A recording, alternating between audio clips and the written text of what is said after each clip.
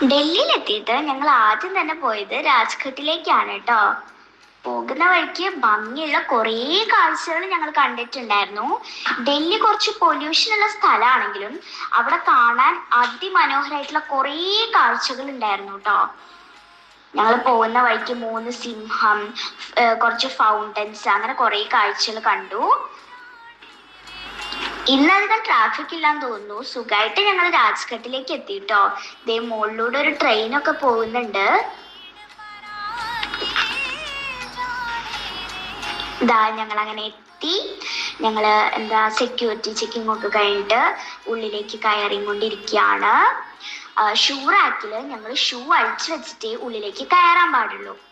1948 ജനുവരി 30 ബിർള ഹൗസിൽ പ്രാർത്ഥനയ്ക്കിടയിൽ വെച്ചാണ് നമ്മുടെ രാഷ്ട്രപിതാവ് മഹാത്മാഗാന്ധി നാഥുറാം ഗോഡ്സെയുടെ വെടിയേറ്റ് മരിച്ചത്. ഗാന്ധിജിയോടുള്ള ആദര സൂചകമായി ജനുവരി 31 യമുന നദി തീരത്തുള്ള രാജ്ഘട്ട് എന്ന ഈ സ്ഥലത്താണ് അദ്ദേഹത്തിന്റെ സംസ്കാര കർമ്മങ്ങൾ നടത്തിയിട്ടുള്ളത്. ബാപ്പുജിയുടെ ലളിതമായ ജീവിതം കാണിക്കുന്ന തരത്തിൽ കറുത്ത മാർബിളിൽ തീർത്ത ശവകുടീരം ജവഹർലാൽ നെഹ്റുവിന്റെ നിർദ്ദേശപ്രകാരം ആർക്കിടെക്ട് വാണുജി ഭൂട്ട പണിതതാണത്രേ. ഗാന്ധിജിയുടെ അവസാന വാക്കുകളായ ഹേ റാം എന്നിതിൽ ഇൻസ്ക്രൈബ് ചെയ്തിട്ടുണ്ട്. ഇതിനടുത്തായി ഒരു കിടാവിളക്കും കാണാം. ഒക്ടോബർ 2 ജനുവരി 30 പുഷ്പാഞ്ജലി ഉൾപ്പെടെ പല പ്രോഗ്രാമുകളും ഇവിടെ നടത്താറുണ്ട്.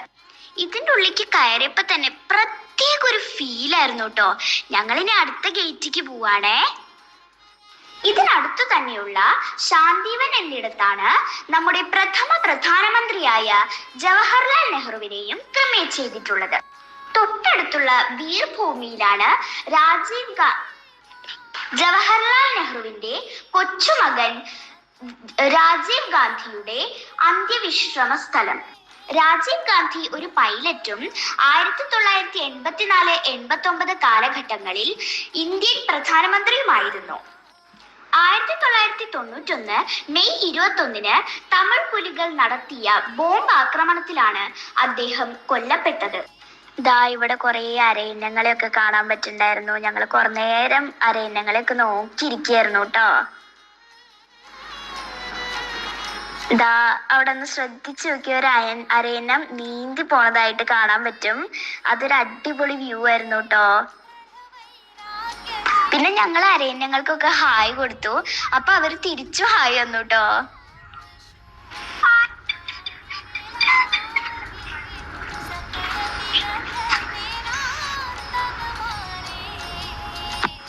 ഇവിടെ തന്നെയുള്ള ശക്തിസ്ഥൽ എന്നിടത്താണ് നെഹ്റുവിന്റെ മകളും ഇന്ത്യയുടെ ആദ്യ വനിതാ പ്രധാനമന്ത്രിയുമായ ഇന്ദിരാഗാന്ധിയുടെ മെമ്മോറിയൽ.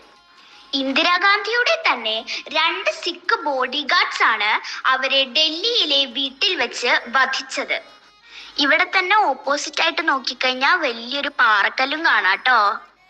അപ്പൊ ബൈ, പാർട്ട് 3 കാണാം.